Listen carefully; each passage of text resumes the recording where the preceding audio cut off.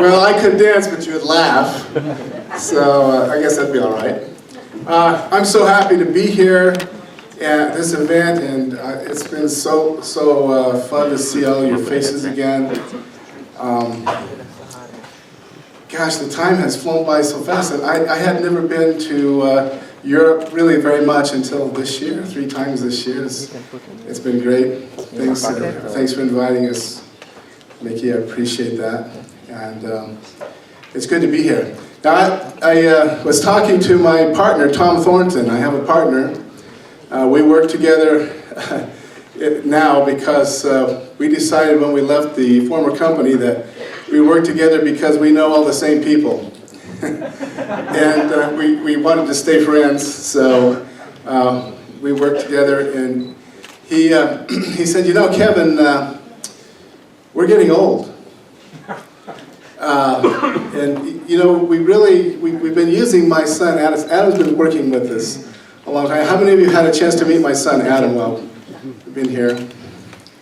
Adam is a great young man, and it's so exciting to be a dad and have your son take an interest in what you do, and a real interest, and become professional and become very, very adept at what he does. And so today, I'm going to introduce you to Adam, and I've had Adam prepare a small part of this presentation, and I'd like you to meet him. And so if you'd like to welcome my son, Adam Baadsgaard. Say, well, I got to tell a story about him first. Wait.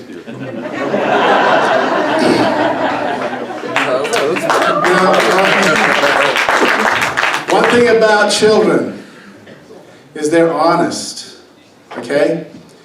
And when Adam was a young boy, he was involved in the Boy Scouts. I don't know whether they have Boy Scouts in Germany or not. But you know, he was studying about forests and trees to get a certain award. And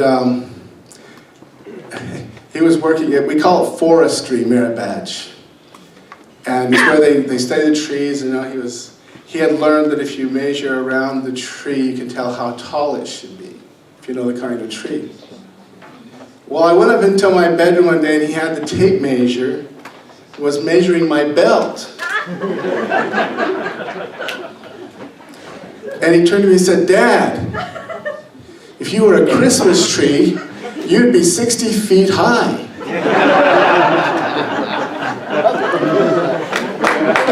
He doesn't remember that. So, anyway, Adam is a great young man. He's the father of 3 wonderful children. I'll show you pictures of them a little bit later. But Adam is going to do some presentation on focus. And Adam is a very focused person, so he's very, very qualified to give this presentation. Adam, come up. See you in the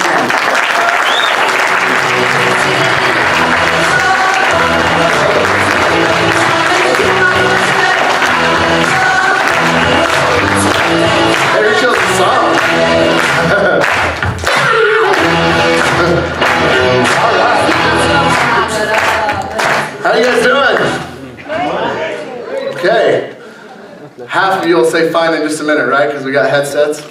I like the echo effect.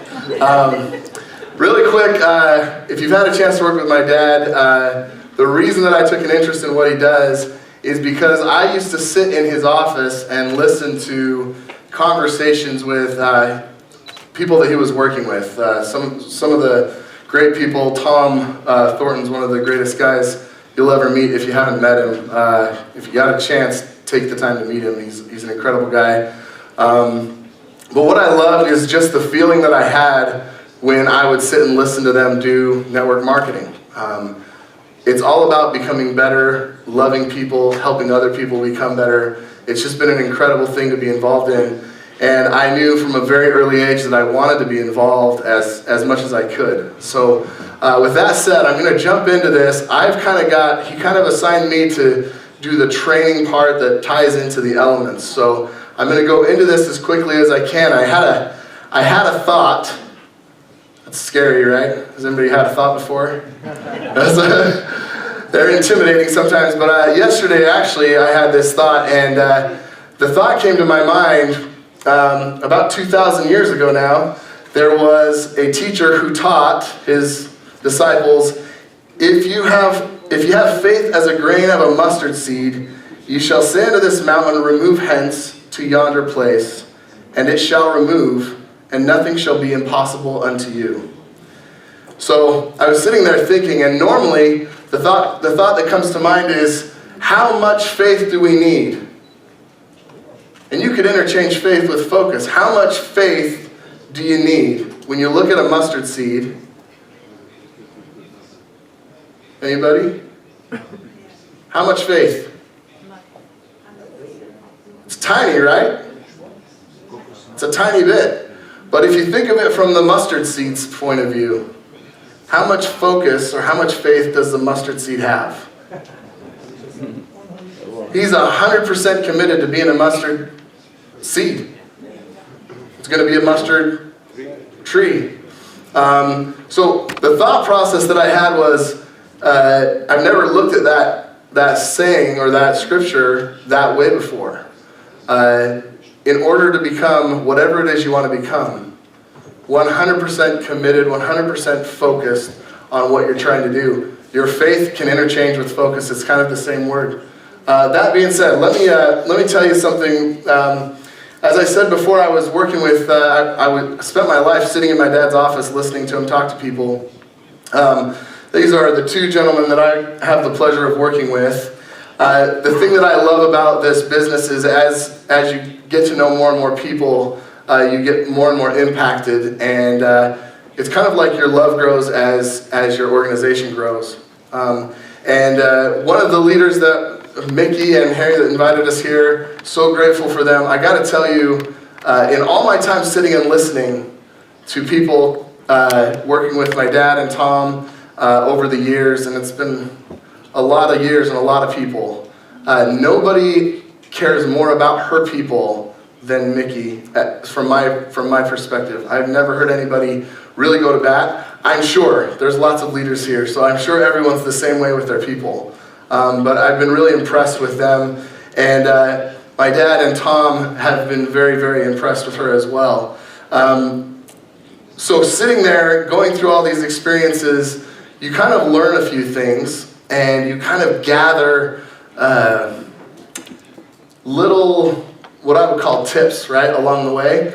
And you don't even really know that it's happening, especially as a young kid. You're just picking stuff up as you go along. And what we're talking about, I kind of related the mountain that you can move to your goal, whatever it is. So the idea here, the focus is moving your mountain, wherever you want to be.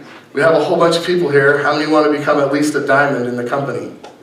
So let's call that the mountain. We got to move the mountain. Let's get to that point. So this is all part of the training and with a few tweaks. So I'm going to try to stick to what the Elements training is, but give you kind of some things that I've learned along the way sitting with Tom and my dad and other leaders as well. As the Elements training says, these are the two things you want to ask yourself. As you're presenting or as you're talking to people, do I like what I see? And do I think I can do it? These are the things that when you're showing somebody what's going on, they're going to be asking themselves. Okay? So, number one is pretty easy. We have something that you really can't mess it up. We have something that if they see what we have, it's incredibly powerful. It's incredibly compelling. But the next part, do I think I can do it? And this is really important. Do I think I can do it comes back to what you're saying. The minute you open your mouth in network marketing, you're teaching the person you're talking to what they have to do to go and build the business. Everybody follow me? The minute you open your mouth in network marketing, you're teaching your prospect what they have to do to build the business. So do you want to be somebody who knows everything about everything? Or do you want to be somebody who's excited but almost stupid? Which one would you rather be? The second one, right? You'd rather be the person who almost doesn't know anything. You're excited, but you don't know anything. So what do you have to do? I'm going to give you some basics that I've learned. Duplicatable actions are the key. That's the whole point. Duplicate, duplicate, duplicate. So we heard an incredible presentation about the 5 C's. these are kind of some stair-step things that you want to do. They said yesterday, who was it that spoke on that? It's Bart, and I don't remember. Hans. Did I say that right? Yes. Okay, yeah. Bart and Hans did a great training. They talked about inviting. You got to be a great inviter. They say the inviters make the dough. I don't remember their saying, but it's a absolute fact. We have the steps that you can go through, but you're inviting people, and the first thing is usually a tool, a third-party tool, because anybody can do that, and we'll talk about that more, and then a third-party call, or three-way call. Get somebody on the phone with somebody else who can do the talking. That keeps you very stupid. Everybody with me? I can send a link. I don't know anything about it, here's a link. Or I can get you on the phone with my friend who knows. Everybody follow? So, I have an acronym that I made up. This is all from working with my dad and Tom over the years. I started to realize, and I was actually taught, a gentleman by the name of Darren Acey told me the pieces of it. But you learn these things just by sitting with these guys, and you realize this is the only thing that these guys do. I have an acronym, I call it Network Marketing's the PITS. That's not to be a negative thing, it's an acronym, but it sounds negative, right? But PITS stands for three things. I said the minute you start talking, you're starting to teach the person. Well, these are the three things your mouth can do in network marketing to make sure that it's duplicatable. So the three things are, number one is P. Now, and the P is to point. How many of you have a finger? Hold it up. Point. All of you can do that. So what we're going to do is point at a third-party tool, which could be the product, it could be a video, it could be the website, it could be anything that is not you talking. Okay? Everybody with me? Yes. All right. The second thing is introduce. We already talked about this. How many of you could introduce a friend to some other friend? It's the exact same thing, but there's one thing you have to do. You have to make sure when you introduce them, you have to make sure when you introduce them that you also edify them. You need to make sure that the person who is being introduced to this other person knows why this other person, the expert, is valuable to you. And it could be, this is one of my very best friends, I trust him with my life. I want you to listen to what he has to say. It can be something very simple, but it's got to be, you got to edify the person you're introducing to make sure that the person who's listening understands this person is somebody that means something to you in some way. And then the last thing is simple. Tell a story. How many of you can tell your own story? We're going to do that today. So lock the doors, don't let anybody run. We're going to do this. We're going to do another little breakout here. We're going to tell a story, and I'm going to give you a format. And I've seen this done once before by Eric Worre. I'm going to give you kind of some framework to work with. So point, introduce, or tell a story. If you can do those three things, you can make a fortune in this business. Because those are the ways that you invite people. So really quick, your background, how to tell your story. Your background, and if you're talking to a friend who already knows your background, you might just say, you know how I've been working at this job or whatever it is. What you don't like about your background. What you don't like about your background. And that could be that you don't like your job, or a certain part of your job, or whatever. And then there's an important part of this, is you have to add because, or the reason. And there's a reason for this. Stories connect us. And if you're really shallow, and you never get into the because, you don't really connect. They don't really feel you, if that makes sense. So you need to make sure that you add because. So, I don't like my job because. For me, I could tell you, I didn't like what I was doing because I was away from my kids all the time. All the time. And I'm sick of being away from my kids. That's where I would start with. Then, the solution. Yay! Rain. We're going to talk about why rain is the solution for your problem, for your thing you don't like. Okay? Pretty straightforward. There's also a key with this part. You got to make sure you add because.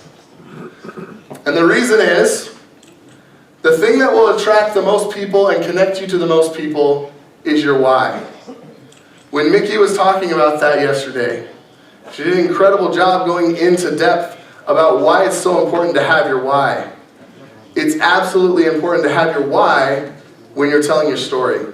When you go start to tell your story, if I just said, I see rain, if I said, I've got, I'm on this job, I'm on the road all the time, I see rain as a solution to that problem because it's got all kinds of great ways to make money. And then I say the future part, which is I can see that in the long run I'll make money. That falls very flat. But if I go into my real story and I say I was working in seminars and I was away from my family all the time. I was missing my kids growing up. I was missing time with my wife. I was missing everything at home. I ran into something, I was actually introduced to something called rain.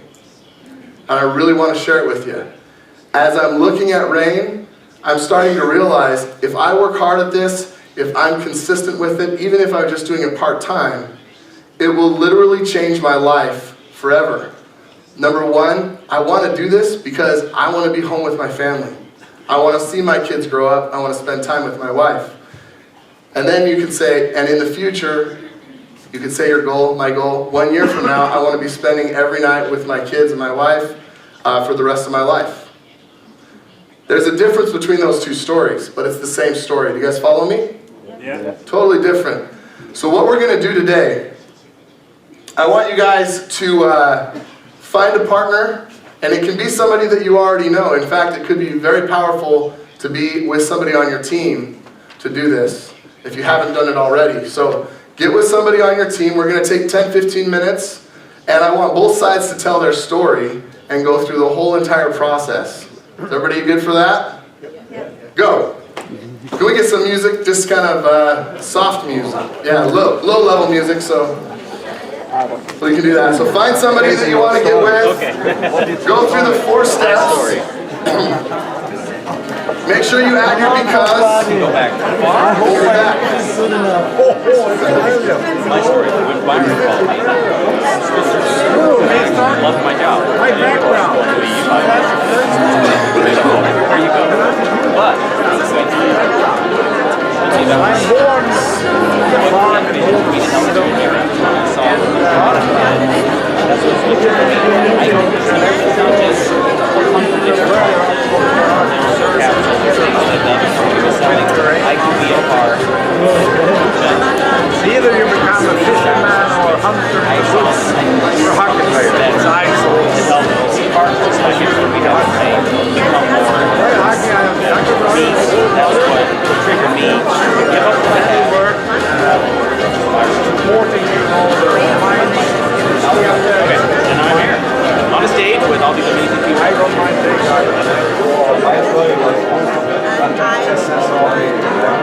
We work not on the ground. We want them to that rules and all that stuff. My older brother is professional. I have fun. My knees broke later on. I walked down to Stockholm, back to Europe,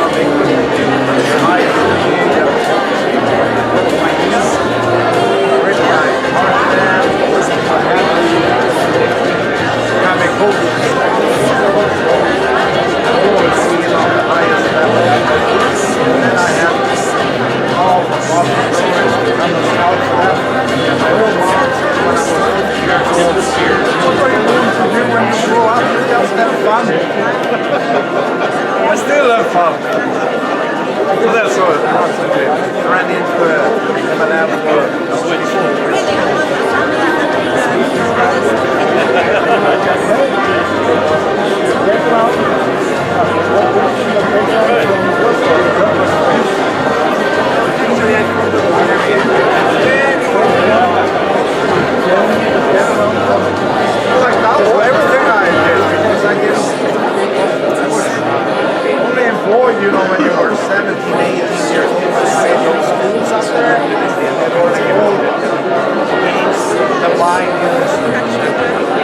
like that. Look at the road going to Untitled that way. I'll go that way.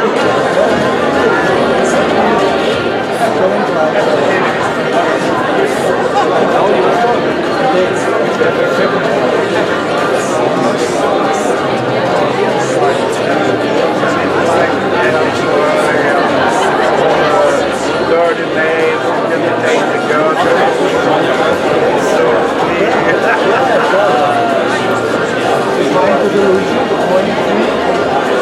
yeah, but then it was the ice hockey when I was so young. Now I've done it for 29 years. I sort of so much traveling. Especially in the winter time. That's when I would like to do something good. So I can go to warmer places in winter time.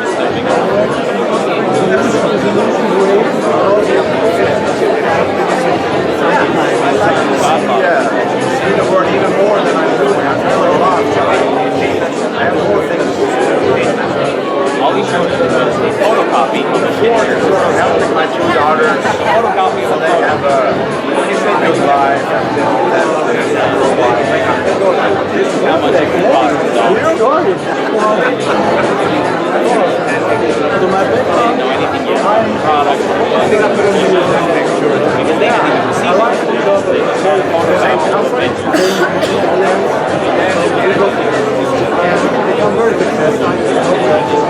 at the thought when he heard about the product and maintenance, this could be the future, this could be very good. Right then, I signed up.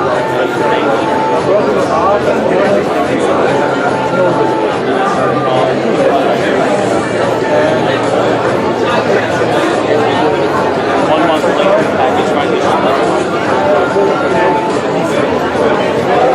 1 month later, they had to ship it from the US.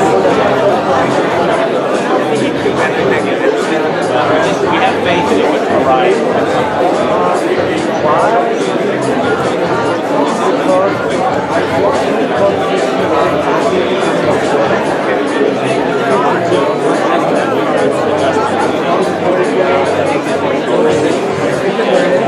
Yeah, they have to fix it. Byron did the first big change from the Greek company. That complicated. He made a better fix for his week. Progress now is taking. He's changing things that drive better.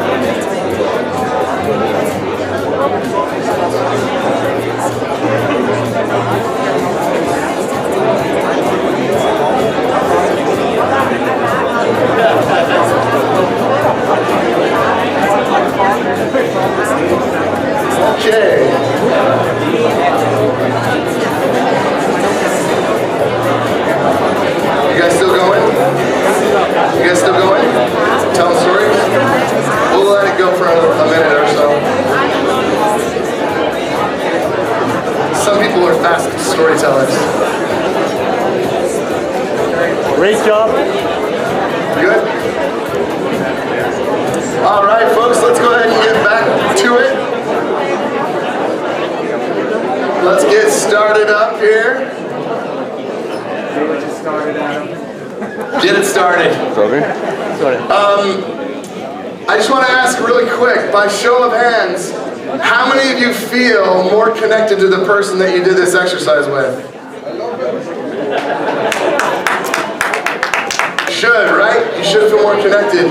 If you don't feel more connected, you guys probably did it wrong. The idea here, in reality, this entire business is about relationships. Relationships really start with stories. It's really amazing. Watching somebody go from not knowing anything about the other person and then getting into some of their feelings about what they're doing in their life and where they're going and why changes not only the person who's telling the story, but also changes the person who's hearing the story. And so I would just encourage you, tell your story. Tell the story of Rain. You can do the same thing with the products as you can with the business. And I actually have a story for that too. But there's so many different stories you can tell. And as you go through these trainings, you'll find there's the corporate story, the product story, your story, your upline story. You can tell somebody upline. You can tell about their story. If you don't feel like you're that successful person, you can find a story of somebody who's gone from here to there and tell their story, and that will have a big impact on the person that you're working with. So tell stories. Does everybody remember point, introduce, tell a story? Network marketing is the PITS. Point, introduce, or tell a story. If you can do those three things, you'll make a lot of money in this business. So I'm going to wrap up. I'm going to bring back up the master who taught me everything that I know from the time I was a wee kid. Baadsgaard, my dad.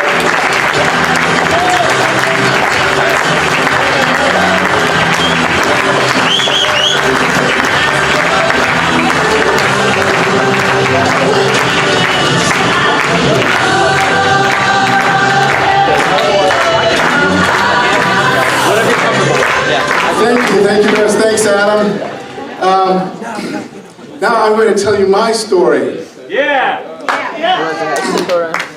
So let's see, I have to push the green one. Let's see. There we are. Is there another choice? Okay, this is a picture of me and my sweetheart of over 30 years, Adam's mom. You know, when we met, we were both from big families. And we wanted to have a big family when we decided to get married. So we want a big family. Because we both felt like that the greatest gift that our parents gave us were our siblings, because we all get along so well, they're best friends.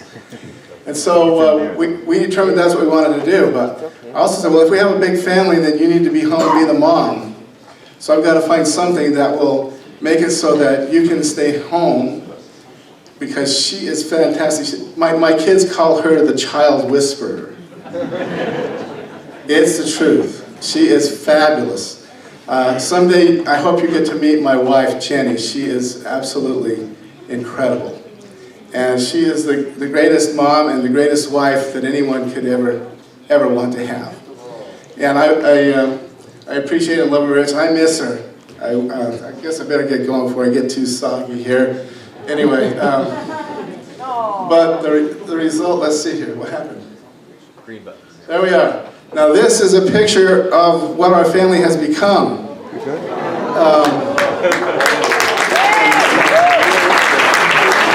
Now any of you who are, favor boys or girls, it doesn't matter, because they all bring boys or girls in. You'll always end up kind of evening things out. I had 2 boys and 6 girls. And, we're still working on evening up the boys.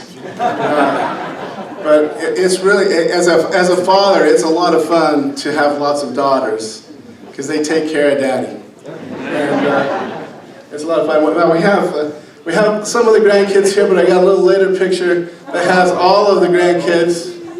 You see the 3 little babies there. they've been added since this picture.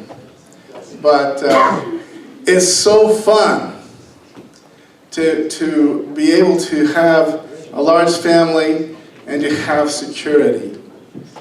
And the security that we have, the physical and monetary security, has come to us because of network marketing. Now, how do we relate this? How do we relate this to what we just talked about? Well, when my wife and I were planning our life together, and we decided what we wanted, the kind of home we wanted, that we wanted to have as many children as God would send us, then what is that? What did we create? We created our own dream board, didn't we? Remember that whatever the mind of man can conceive and believe, can achieve. That is so true as I look back on my life now. The things that I thought about.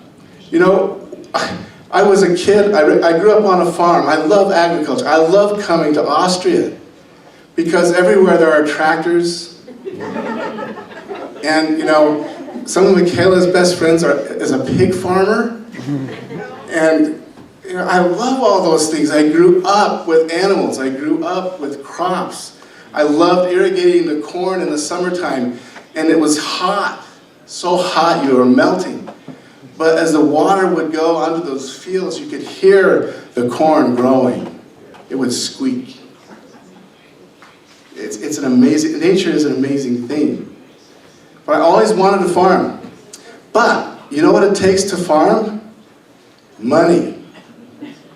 So I knew that if I ever wanted to have my own farm, and I wanted to have this family, I had to find a way that I could have money. But it doesn't do any good to have a farm if you can't afford to enjoy it. You know, you don't want to have to do all of the bad stuff all the time. So I like the gentleman farmer type of situation.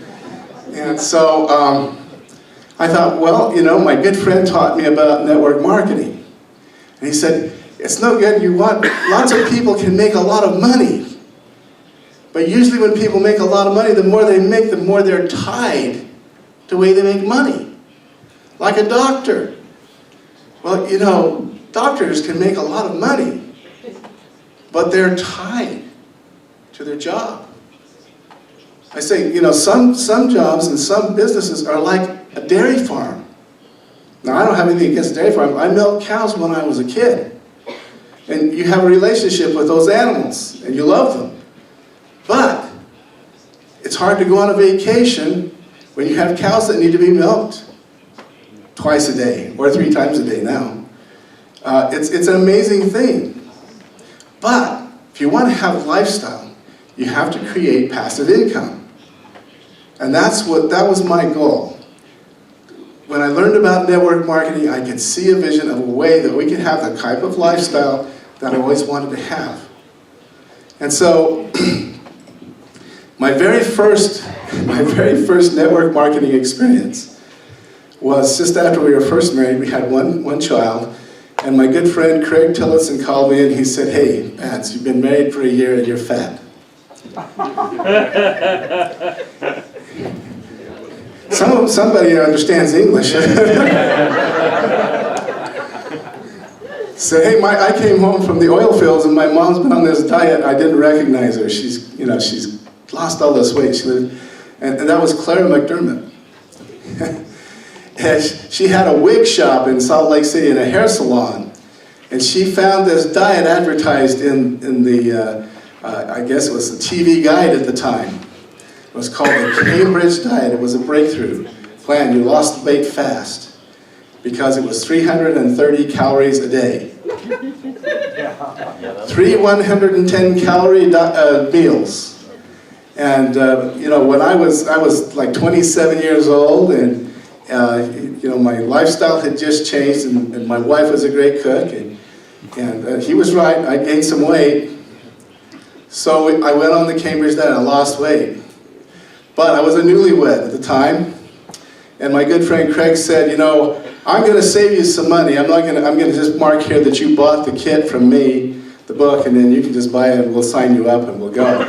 And so I did, and I bought some stuff. And at the time I was selling large package deals, so I couldn't see how I could make money selling a little $10, or I think it was like $21 for a can of this stuff for a week's supply. And so it was like $1 a meal for 21 meals. And you bought it for $14, you sold it for 21, you made $5, $6, something like that.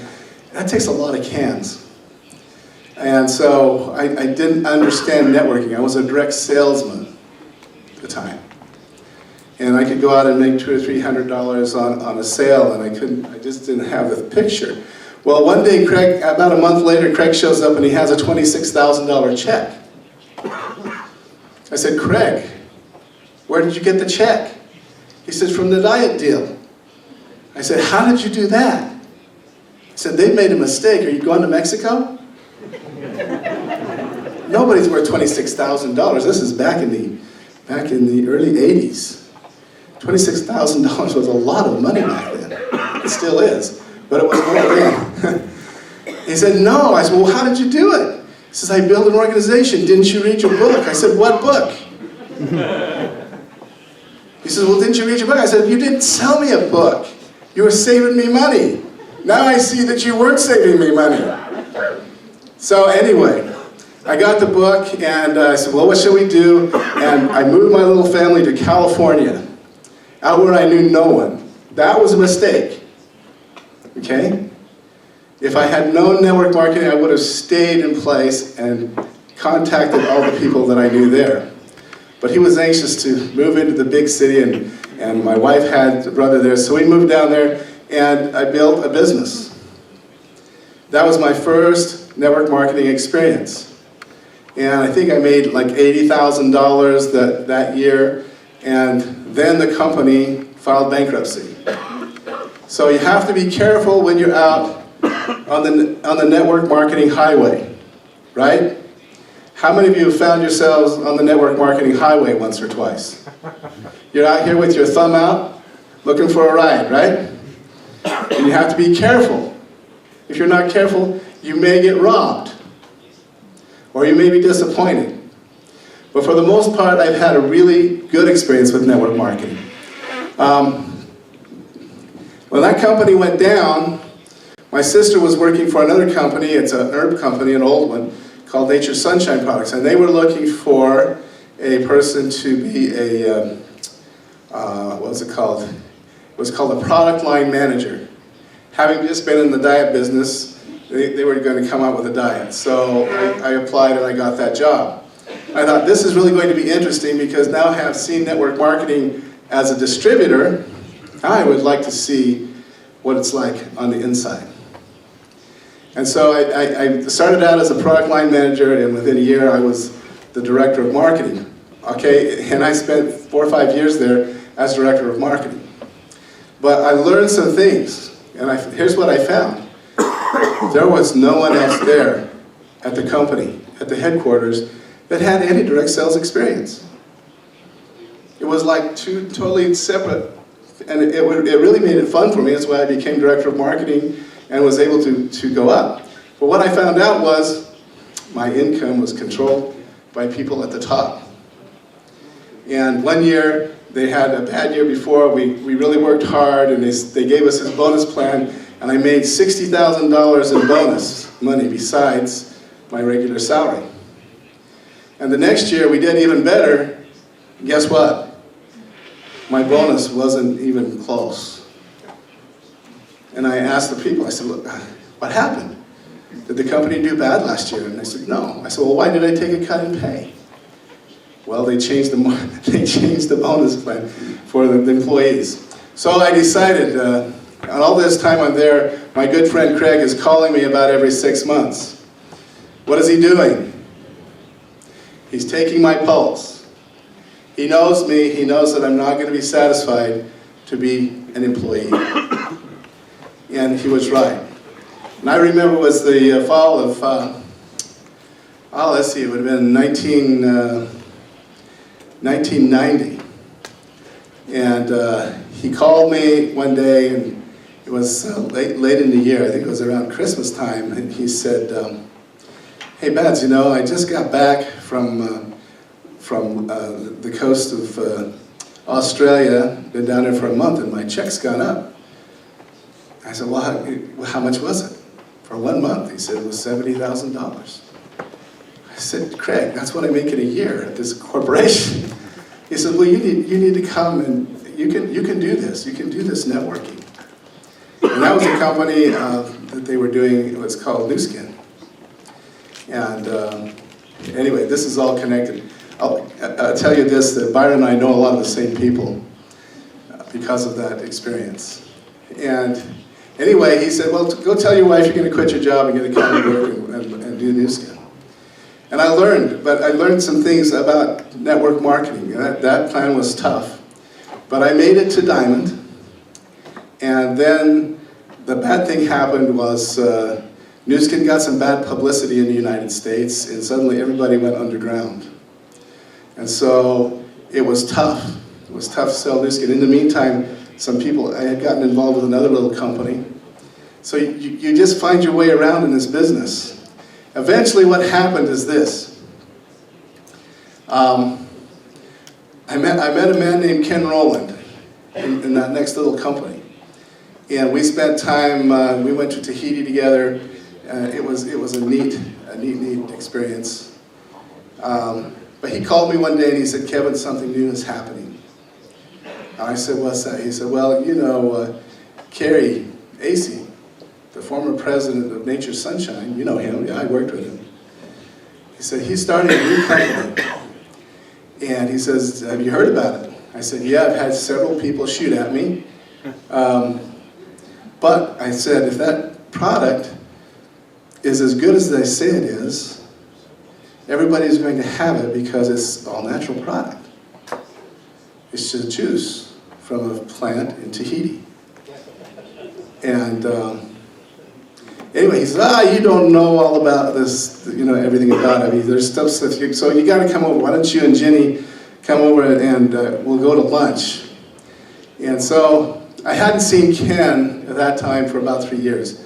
But we had gone to Tahiti together and become very close friends and had worked together for a while. And you know, in network marketing, you make lots of friends and people that you become so close to. Even today, when I think of Ken and Mary Rowland, I have a very warm feeling in my heart.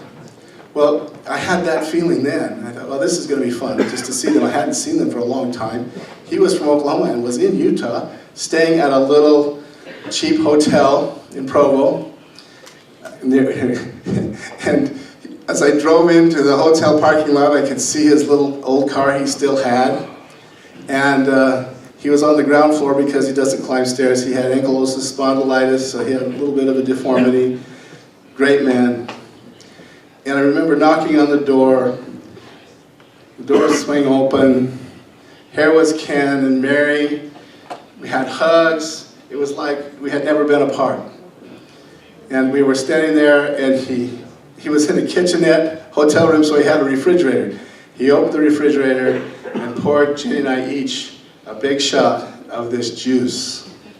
Now I have to understand that at that point in time, my wife was 8 months pregnant with number 8, our 8th child. So she's not real excited about me looking at doing anything else than what I'm doing. And I remember I took a shot of that juice. How many of you have tasted the juice from the noni? Okay? And I did get it down. And I remember thinking in my mind, this is going to be tough to sell. I looked over at my wife, and she's going, oh, I like that. I thought to myself, it's her condition. And we went to lunch, and Ken nonchalantly said, well, you know Carrie Acey and all those guys from the old Nature Sunshine visit. I said, I haven't seen them for like 4 or 5 years. He said, well, let's just drive by and say hello to those guys. So anyway, we went to this warehouse, and here's Carrie Acey, and he's a friendly old Oklahoma boy. He's shaking our hands. Oh, it's so good to see you, Kevin. And he takes us back in the warehouse and shows us that he has it stacked from floor to ceiling. It's a big room, bigger, 3 times as big as this, stacked from floor to ceiling with boxes of this juice. And I thought to myself, they're not going to run out anytime soon. But, strangely enough, he told me the story of the juice. He told me the story of the juice, about Dr. Heineke, about the experiments, about Annie Hirozumi, and how she became a researcher on noni juice because when she was a little girl in Hawaii, it had cured her dog. She wanted to know what it was. There was some efficacy to it. And by the time we were through with that visit, I turned to my wife. I said, what do you think, honey? She said, well, you know, these guys, you've worked with them before, they're fun, it's a good situation. She says, I kind of feel like, yeah, we should do this. I said, okay. Then for the first 2 weeks, I get up every morning. I think, oh, geez, I've got to drink the juice. I'm selling it, I've got to drink it. But you know that darn stuff, it started to taste good. And the more money we made, the better it tasted. And I always wanted to take something back to Japan because I'd spent 2 years there as a missionary when I was just in my early 20s. And I could speak Japanese somewhat still, even though I hadn't used it. But that was always in the back of my mind with the other one too, but just didn't come to play.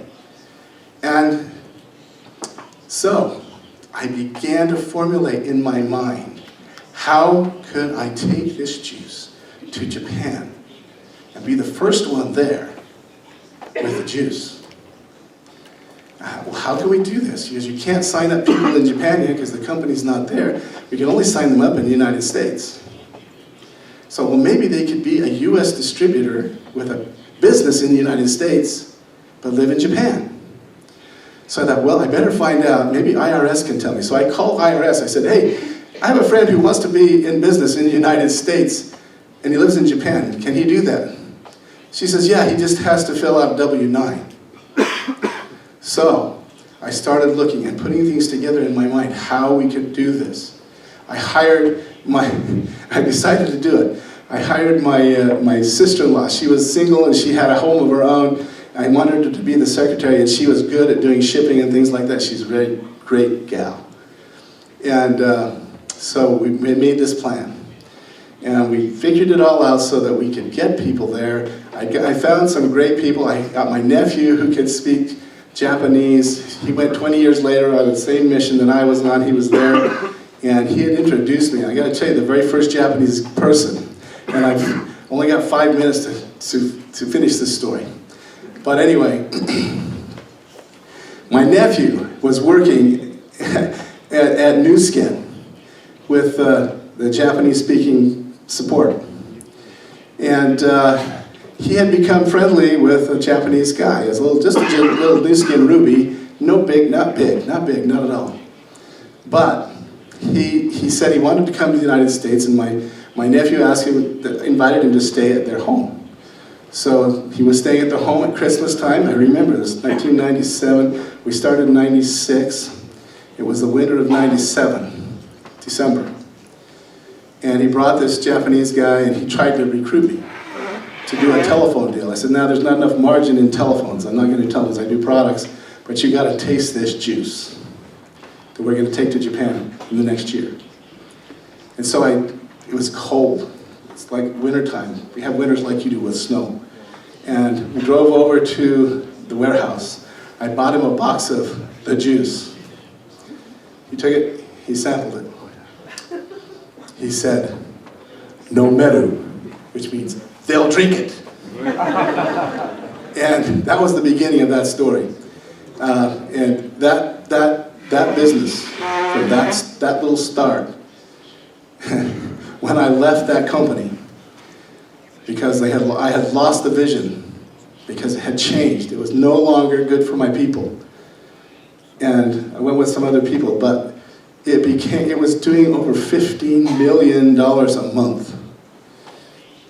Well, in that business, both me and my partner now, each, we did over $1 billion worth of volume. Wow. Now, we didn't do that. People did.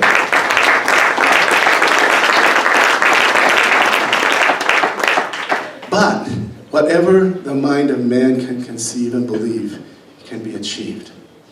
I had it in my mind. I planned it. I could see it happening. I knew exactly pretty close to what I wanted to do with the money. And it happened. And I look now and I think everything that I really wanted at that point in my life, it all happened for me. But I had to work hard. I had to focus.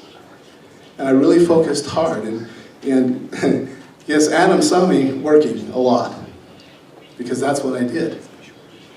And I was committed to make it happen. Now the same thing can happen here. When we left that particular company, there were 4 of us that left. We walked away from big checks. We looked at over 600 companies. We visited 60 before we went to Rain Nutrition. And you know what? When we found the product sold, and we heard the story, where it came from, then we made the decision that we would walk away from everything that we had. We resigned. We were making a lot of money. We were crazy. Most people thought so. But we had to go somewhere where we felt like, because we weren't ready to retire, we could have just said we're retiring and clipping coupons, and I could still be cashing a check. A lot of my people who stayed are. And believe me, when you leave something and go to something else, everybody doesn't follow you. You start over. Because if you've been successful, they're all getting checks, and they're not stupid enough to leave like you were. So, it's really, really interesting thing. Well, some of them come. The ones that really want to make a change and make a difference in people's lives will always look for something where you can change lives. This company has it. Everything that Robert Sacco is doing are things that need to be done so that we can achieve the potential of this great company and its products.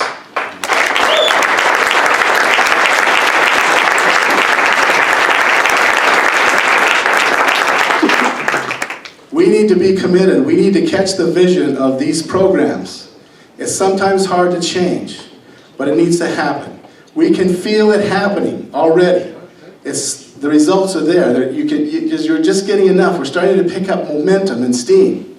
And I'm going to tell you this. If you don't get active, if you don't get busy, if you don't get it figured out right away, you're going to be saying, what happened? Because it will happen, and it will happen faster than you can imagine.